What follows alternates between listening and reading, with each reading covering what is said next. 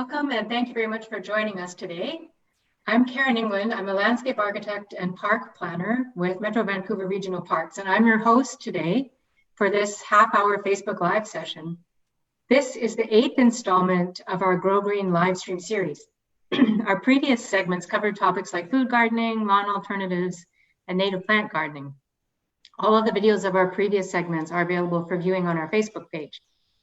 Today's topic is perfect for this time of year. We're going to talk today about how to harvest your summer bounty. Before we go any further, I would like to respectfully acknowledge that the land we live on is the shared ancestral homeland of the Coast Salish First Nations. As someone who works with the land and takes pleasure in harvesting food that I grow on this land, I would like to express my gratitude for the example set by Indigenous people of how to live with a deep respect for nature.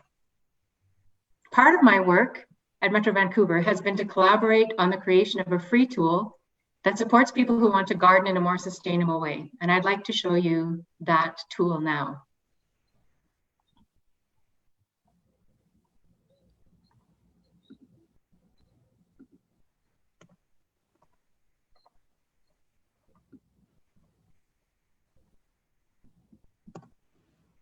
This is the growgreenguides.ca website. It has been developed in collaboration with the UBC Botanical Garden, so you know that the information that's provided is reliable and locally appropriate. It's got free downloadable designs and plant recommendations for a variety of growing conditions, including for food plants. To find the food garden designs, you can come to designs of all sizes and narrow your results to search for food plants, food designs. And you can see that we've got 42 different plans that we have pre-generated for you that include food plants. My very favorite one here is called I'm a Little Tree Pot. We've been keeping some track on what people click on the website, and we find that the cuter the name, the more it gets clicked. And this one has a cute name and people pick it a lot. We also have some designs here that feature plants that we're going to be showing you today. So Beauty and the Beans, we're going to be talking about beans and tomato tub. We're going to be talking about tomatoes today. And here's one that features kale. We'll be talking about that today too. We have other resources available on the website. We have got some news, vocabulary, and gardening tips. And you can even send us your gardening questions, and staff at the UBC Botanical Garden will respond to you. And you can join our mailing list to get updates about the Grow Green program. So without further ado, I would like to introduce you to our guests today. We have two guests today. We have Linda Layne with the UBC Botanical Garden and Elaine Cheng, who's involved with the Love Food, Hate Waste campaign. We're going to start today by speaking with Linda. She's on site live at the UBC Botanical Garden. Welcome, Linda. Can you tell us a little bit about yourself and the work that you do at the UBC Botanical Garden? I understand that you are an expert on food gardening. Hello,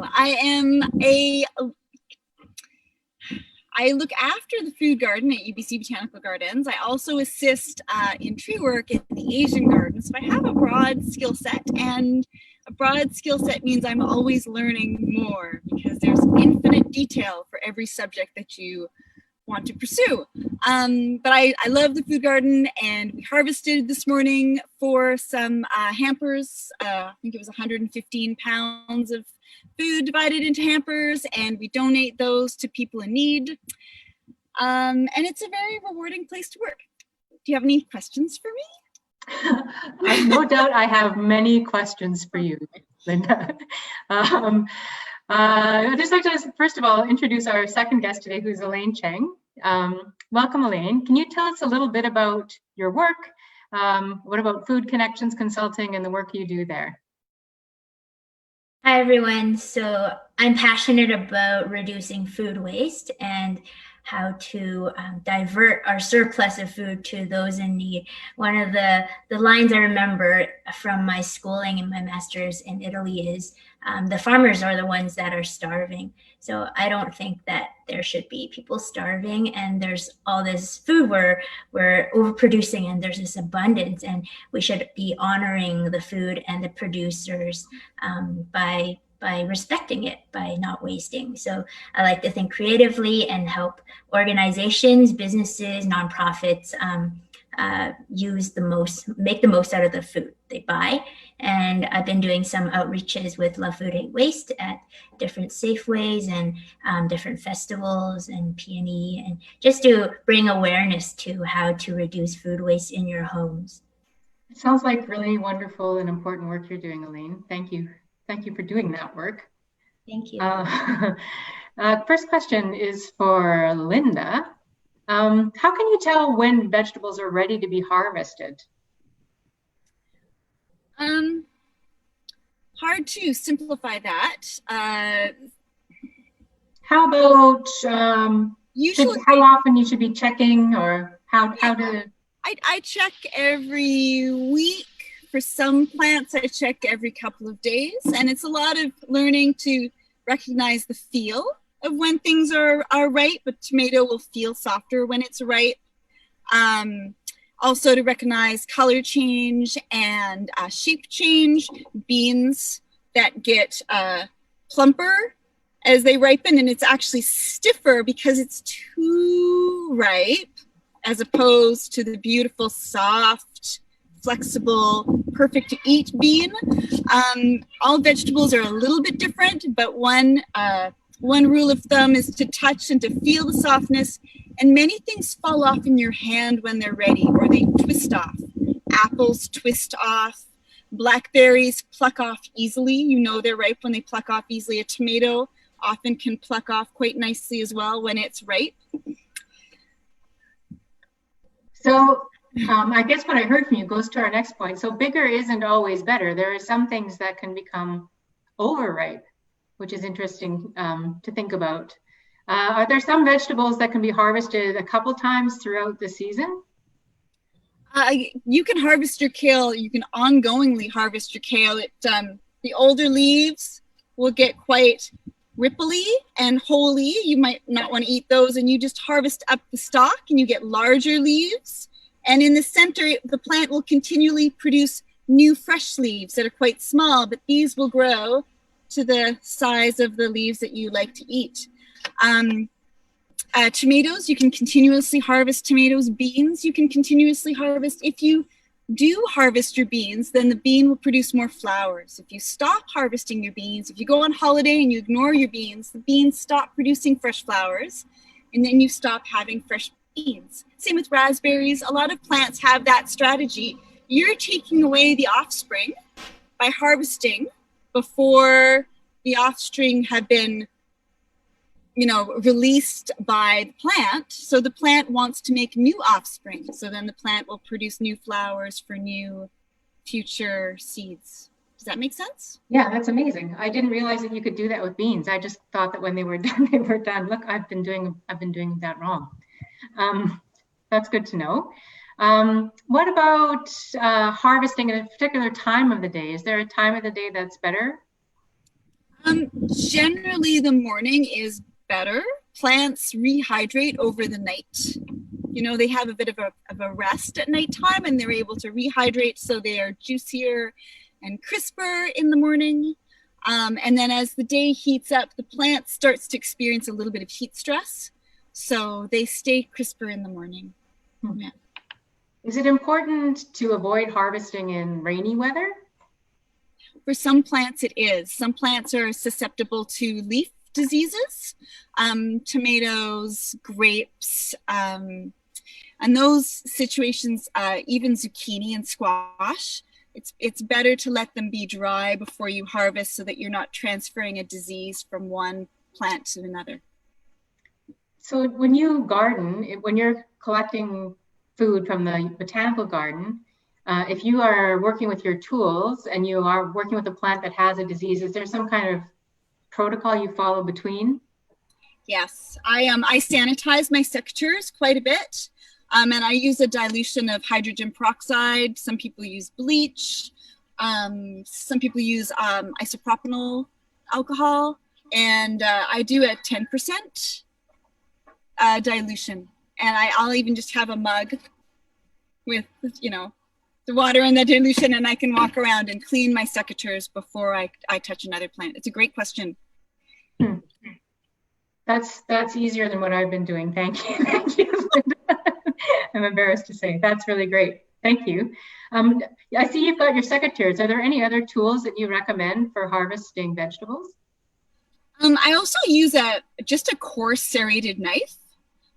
That's very useful for the cabbages, because sometimes the cabbages are actually too thick for my secateurs to go around the stalk. So you can get a Japanese hori, which is also useful for weeding. But any steak knife that's worth its salt, you can tackle your cabbages with. We've got some questions from interested viewers. So someone's asking, what is good to grow in the veggie garden for the winter? And what can be grown indoors without fancy equipment? So I guess that's two questions. What can you grow outside in the winter, and what can you grow indoors? I'm not sure what you can grow indoors, actually. You might be able to take a lemon tree or some of those sensitive plants indoors, but I'm not an expert with those. And you might be able to overwinter cherry tomato, but I really don't know the answer to that. That depends on how you heat your house and humidity levels and so on. Stuff that you can grow here in the winter. I mean, I moved here from Alberta, where you can't really easily grow anything. I grow a lot in the garden in the winter. I've just planted the last of my winter peas, so they're mostly fall peas, and I've planted broad beans that I'll probably be harvesting in the spring. And there's lots of the brassicaceae. They're amazing in the winter. Your cabbages, your cauliflower, your Brussels sprouts, your kale. I've even grown Swiss chard here in the winter. You grow it in the summer, the late summer, early fall, so it has some girth, and then you harvest it in the winter. So it's not really growing in the winter. You can harvest carrots in the winter, so you can fall plant your carrots, your leeks. Some things, if they get snowed on, they get a little wimpy, like a leek. But if you actually let the snow thaw, the leek stiffens up, and it's fully usable for winter soups. We had another question. Someone said that they've heard that you can grow garlic outside through the winter. Is that true? And if so, how do you do that?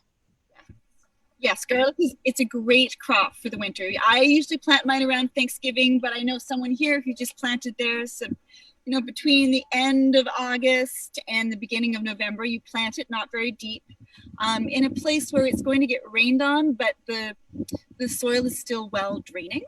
And they don't really grow above ground that much before February, but come February, they have a head start over spring planted garlic, and then you harvest them in July, beginning of August.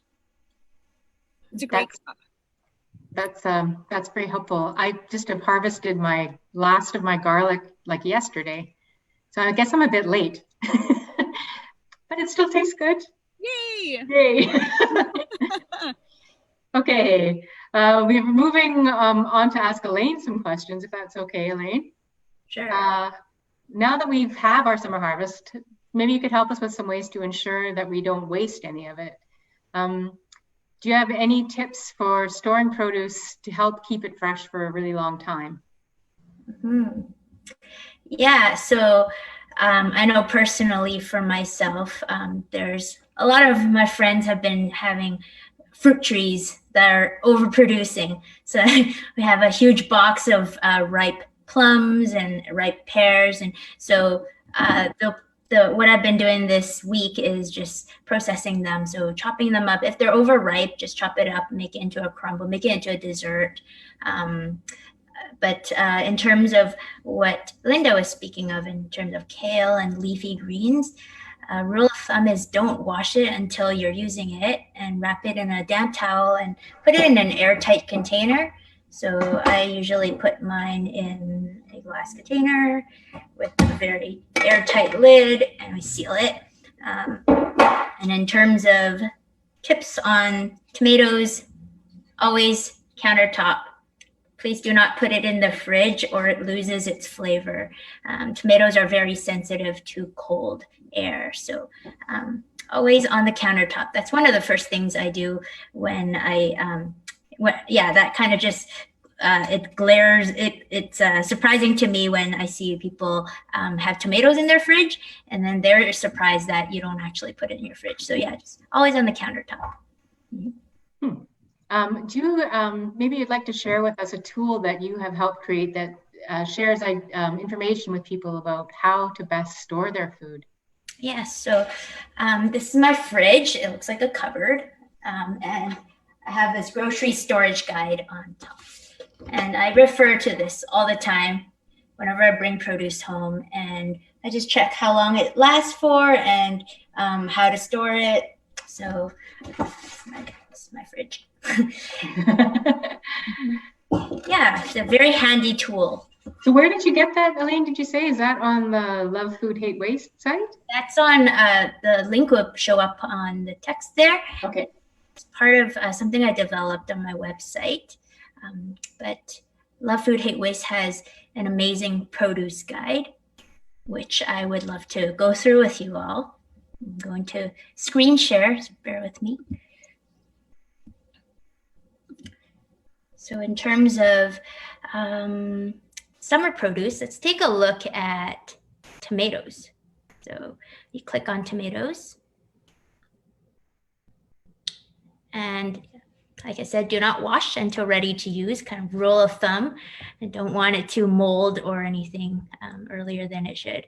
And store it on the countertop away from direct sunlight. You can actually freeze whole tomatoes. I do, but it'll become very mealy when you defrost it. So put it into soups. You can roast whole tomatoes. If your tomatoes end up being really ripe, it's perfect for sauces and stews. As long as there's no mold growing on it, if it's a little bit wrinkly, it's okay. So whole bunch of recipes to use for tomatoes.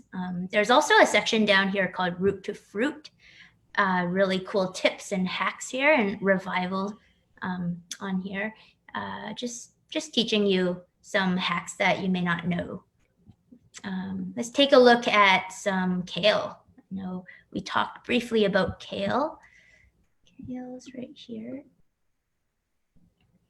So in the fridge, there's 2 drawers, and I'll go over this a little bit later, but we want to make sure that we keep our produce separate from our fruits.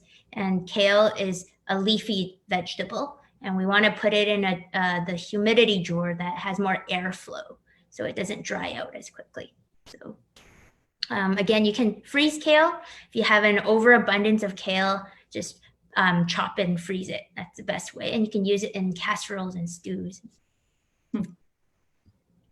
Yeah, so this is the produce guide on Love Food Hate Waste. So there's a whole bunch of other produce you can take a look at. And each one has really cool tips that you may or may not know. There we go. Let's say you've got some fruit that you want to harvest, but it's not quite ripe yet. Do you have any tips for people on how you can help fruit ripen? Yeah. So I'm a fan of making smoothies every day, and I love controlling it. I find it very fun, controlling the ripening process. So I put high ethylene fruits are fruits that emit a gas that basically help it ripen faster and really produce that sweetness that we like. So there's some apples, there's pears, and oranges. I put them all in one bowl so that my smoothies are nice and sweet. But these are all high ethylene fruits, okay? So bananas, for example, ripen really quickly. So I actually separate my bananas and I put it aside apart from these high ethylene producing fruits if I want it to last longer and not have it turn black on me so fast. So I separate high ethylene producing fruits in stages. There's also something like this. It's a little packet, and it reduces the ripening process. So I stick this right in my fruit basket. I've never heard of this packet before. What does it have in it? Do you know, or what? Where do you get them? I'm not quite sure, but I bought it at a little market this lady was making out of little cloth bags. It also eliminates fruit flies and eliminates smells. So you can use the same packet for like shoes and things, but don't put it in your fruit and shoes at the same time. Elaine, this is magic. It eliminates fruit flies. I have a pear tree in my backyard, and if I'm not out there picking the pears up 2 or 3 times a day at this time of year, I get fruit flies, and I've just, I've been managing it just by harvesting my pears a lot every day. If I could have one of those packets, that would be much easier. Okay, I'll send one your way, Karen. Don't worry to get that. So if you have fruit in a bowl, high ethylene producing fruit, do you have to have one that's ripe in there to start the other ones ripening, or can they all be quite green? Yeah, so because I make smoothies every day, I want it to be like sweet. If you don't have time to like use it up so frequently, I would separate them. So for example, if you purchase avocados and you really want to make a guacamole and they're super hard, I actually put it inside a bag and with a ripe banana and I try to get it to ripen faster. If at any point you want your fruits to slow down its ripening, so sometimes like this apple, for example, it's getting a little bit soft. It's like perfect for smoothies and crumble, but I don't have time to eat it right away in the next 2 days. So I stick it in the fridge to slow down the ripening. It usually slows it down for about 3 days max. So you have about 3 days more to eat it. Huh. Amazing. Question about other ways to store food. We talked about, freezing things. Have you ever experimented with drying things or making something like apple chips or drying herbs or making fig chips, anything like that? Yeah, that's definitely a method that I recommend. For freezing things, yeah, we talked about it already. Drying, I would use apple chips. Apple chips is a really great snack. And just fruits. You can slice it up and just make fruit leather even and puree it and spread it very thin on a baking parchment paper and in the oven at a very low temperature. And then you can make your own fruit leather. That's a great way to dry up some fruits and make a tasty snack out of it. For bell peppers, for example, a great way to freeze vegetables is dicing it and freezing it. So I would do that with peppers and other vegetables. Mm-hmm. I was amazed the first time I made fruit leather how easy it was and how much cheaper it was than buying fruit leather at the grocery store. Mm-hmm. Really not very complicated. Totally. You don't need any special equipment or anything. Yeah. Okay, we've got more of a gardening related question. Maybe Linda could help us with this.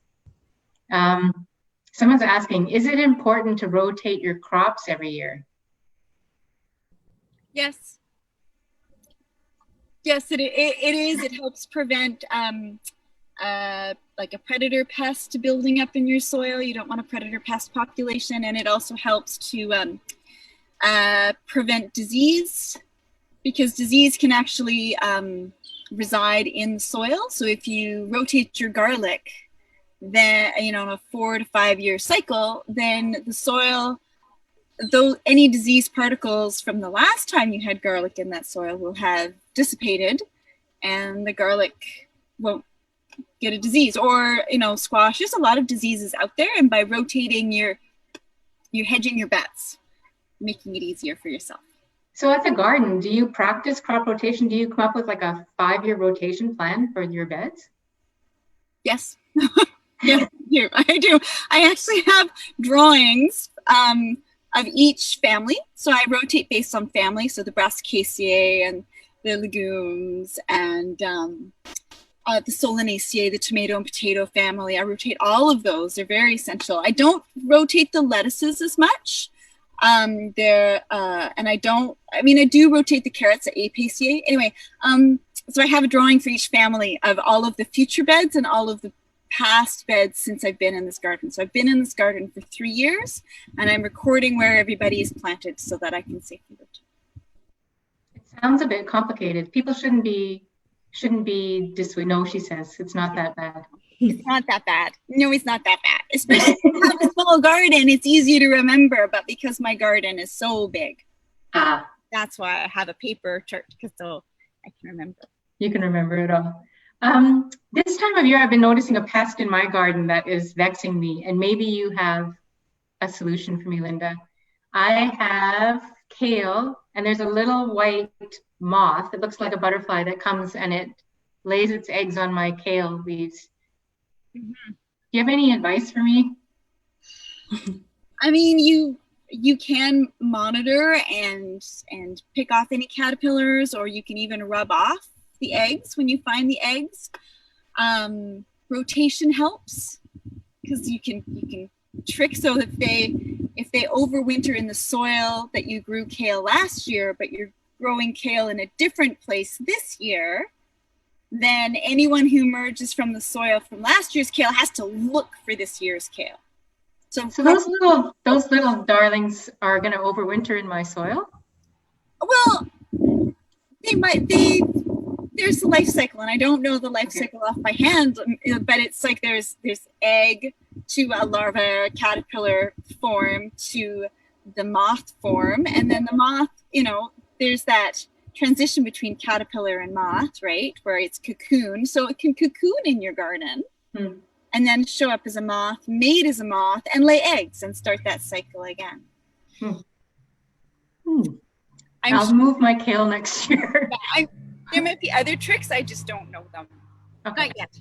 Okay. I was thinking I might make them all little outfits they could wear made out of really fine mesh. That would protect them. You could, and I have heard of some people putting cardboard at the base of your kale, having a square of cardboard and cutting a dash and having an opening to like a collar to fit around the kale at the ground. So maybe that's to stop. But I thought the eggs are laid on the leaves, so I'm not really sure what that collar would do. I don't know. I've also recently been to a garden where I saw that someone had little net bags around all of their apples and pears to protect them from insects coming and laying eggs on the fruit. Have you ever seen that? I have, and Linda Gilkinson recommends that in her gardening. She has a couple of gardening books that are BC coastal gardening books. She recommends that, and she also recommends them on your grapes.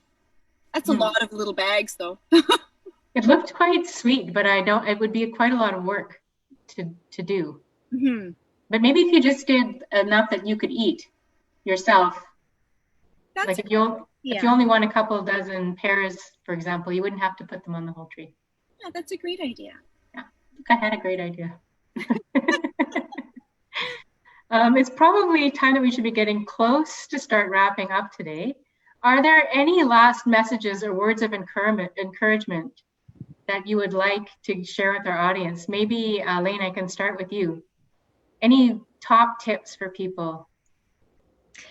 Top tips for people. Yes, I have lots of tips. Number one, don't store your potatoes with your onions. Separate them. I store it in a dark pantry in a paper bag because they sprout. So onions emit this gas, not ethylene, but this other gas that makes the potatoes sprout. So separate them. And then the fridge drawer. So I like this label, eat me first. So I put things that I want to eat first, ripe fruits and everything. So remember to separate your leafy greens from your fruits. Your ripe fruits should be in a low humidity setting on the drawer, and the leafy green should be in a high humidity setting. And all the info is on lovefoodhatewast.ca. Thank you. I had no idea that potatoes and onions shouldn't live together. That's really good advice. Thank you. Linda, do you have any words of advice? Just start growing food. Just do 1 or 2 or 3 or 4 different crops and experiment. And if you don't know if it's ripe, you could just take a bite out of it and see if you like the taste of it. you know, and have fun. Have fun. That's good advice for everyone all the time. Thank you again to Linda and Elaine for joining us today. Thank you so much for sharing your knowledge and your expertise with us. If anyone had questions that we didn't get to, we'll follow up with you. We'll provide written responses in the chat just as soon as we can. You can find information about our food garden designs at growgreenguide.ca and information about food saving tips at lovefoodhatewaste.ca. We're going to be back on October 14th for our next Facebook Live session, and we're going to be talking about how to prepare your garden for fall and winter. Thank you very much for making time to join us today, and I'm looking forward to seeing you in October.